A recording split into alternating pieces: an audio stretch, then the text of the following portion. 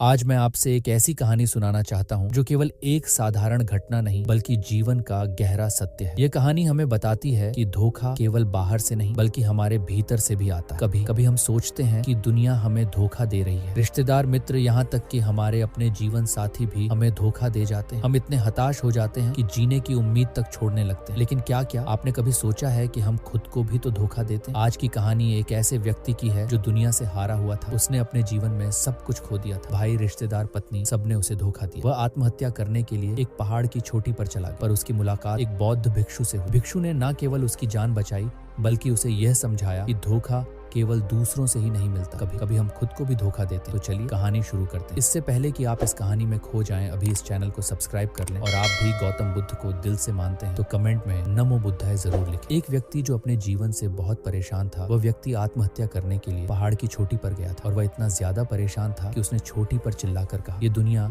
धोखेबाजों से भरी हुई है और बहुत बुरी है, मुझे नहीं जीना। ऐसे लोगों में थोड़ी पास में ही बौद्ध भिक्षु अपनी साधना कर रहे थे और तब उन्होंने उस व्यक्ति की आवाज सुनी और उसकी आवाज सुनकर वह उसके पास तेजी से गए और उससे कहने लगे कि तुम क्या कर रहे हो, और उसका हाथ पीछे खींचकर उससे बोले कि आगे कोई रास्ता नहीं। वह व्यक्ति क्रोध में आकर बोला, मुझे मरने दीजिए, मैं नहीं चाहता अब ये जिंदगी जीना। तब बौद्ध भिक्षु ने कहा, तुम्हें इतनी जल्दी भी क्या है?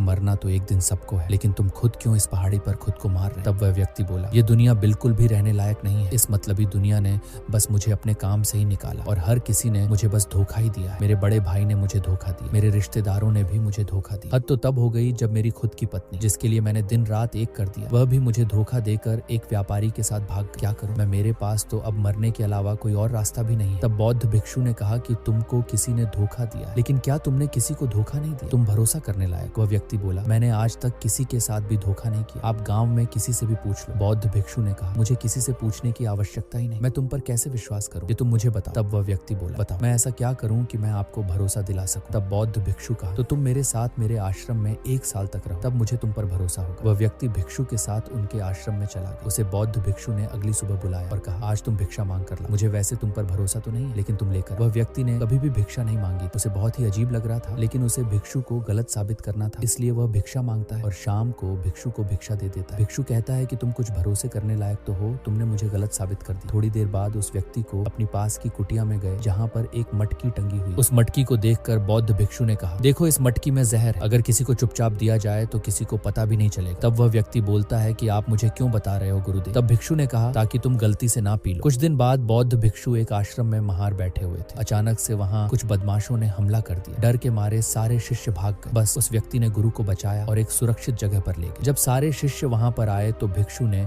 सबके सामने उस नए शिष्य की तारीफ की और बोले, तुम सबसे बढ़िया तो मेरा यह नया शिष्य था, कितनी बहादुरी से इसने मुझे बचाया, तुम्हारी तरह मुझे छोड़कर नहीं गया। भिक्षु दिन पर दिन बूढ़ा होता जा रहा था। तब एक रात को उन्होंने उस नए व्यक्ति को उनके आश्रम में बुलाया। नए शिष्य से कहा कि अब मेरा स्वास्थ्य सही नहीं रहता, तुम मेरे बच्चे की तरह हो, मैं तुम पर सबसे ज्यादा भरोसा करता हूँ और मैं चाहता हूँ कि तुम इस आश्रम को संभालो। तब वह व्यक्ति बोलता है, अगर आपकी यही इच्छा है तो मुझे कोई आपत्ति नहीं है गुरुदेव, मैं आपकी आज्ञा का सदैव पालन करूंगा। वह व्यक्ति गुरु के स्वास्थ्य रोज देखता था और उसे समझ में आने लगा कि भिक्षु तो दिन बदन स्वस्थ होते जा रहे हैं। उसे लगा कि अगर ये ठीक होने लगे तो मुझे आश्रम का मालिक नहीं बनाया जाएगा। तब बौद्ध भिक्षु को मारने का तरीका सोचा कि भिक्षु को नदी में धक्का दे दूं, लेकिन वह एक अच्छा तरीका नहीं होगा, उससे वह बच जाएंगे। उसने सोचा कि मुझे कोई ऐसा उपाय ढूंढना पड़ेगा जिससे यह भिक्षु भी मर जाए और मेरा नाम भी ना आए। जब वह व्यक्ति भिक्षु के साथ कुटिया में बैठा था तब उसकी नजर उस मटकी पर गई जो भिक्षुक ने ही उसे बताई थी कि इसमें जहर है। तब उसने अगले दिन वह मटकी चुरा ली और बौद्ध भिक्षु के खाने वह मटकी का जहर मिला दिया। जब अगली सुबह हुई तो भिक्षुक नहीं उठे और बाकी शिष्य बहुत रोने लगे, लेकिन उन सभी शिष्यों में से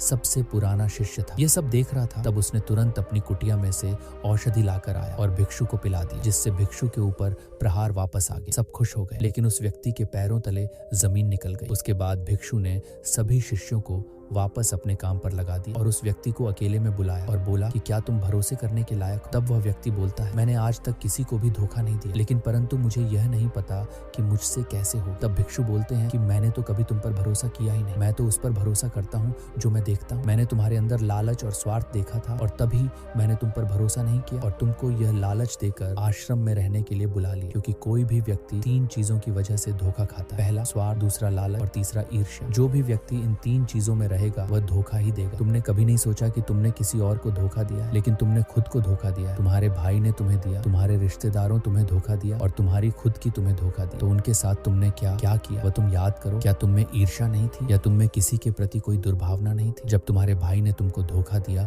तो तुम्हारे अंदर ईर्ष्या थी, क्योंकि तुम उससे आगे बढ़ना चाहते थे। तुमने कोई गलत कार्य नहीं किया, लेकिन ईर्ष्या के चलते तुमने अपने परिवार को दांव पर लगा दिया। तुमने उसके बारे में सोचा ही नहीं, क्योंकि तुम्हें अपने आप को इतना बड़ा बनाना था। वह ईर्ष्या तुम्हें यह सब काम करा रही और इसके चलते तुमने अपने परिवार पर ध्यान नहीं दिया, जिसके कारण तुम्हारी बीवी तुम्हें छोड़कर किसी और के पास चली गई। और यही कारण है कि तुम्हारे रिश्तेदारों ने तुम्हें धोखा दिया, क्योंकि जिस समय तुम अपने परिवार का ध्यान नहीं रख सकते, रिश्तेदारों ने तुम्हारा साथ छोड़ दिया और तुम्हें लगता है कि तुमने किसी को धोखा नहीं दिया, किसी के साथ गलत नहीं किया। मैं मानता हूँ कि तुमने खुद कुछ गलत कार्य नहीं किया, लेकिन यह तीन भावनाएं अपने अंदर उत्पन्न करके तुमने खुद को ही धोखा दे दिया। तुम जितना दूसरों को सीधा समझोगे उतना तुम धोखा खाओगे, लेकिन तुम अपने आप को भी तो धोखा दे रहे हो। तुम ये भावना अपने अंदर लेकर आ रहे हो और दूसरों को नीचे खींचने के लिए सोच रहे हो। तुम जितनी अच्छी भावनाएं लेकर आओगे, अपने परिवार की तरफ देखकर चलो और इतने भोले मत बनो कि कोई और तुम्हें धोखा दे जाए। लेकिन हमेशा दूसरों से सतर्क रहो, क्योंकि धोखेबाज इंसान बेशक दूसरों को धोखा ना दे, लेकिन वह अपने आप धोखा देकर अपना सब कुछ नष्ट कर सकता है। और यही तुमसे हुआ। तुमने इन तीन चीजों के लालच में आकर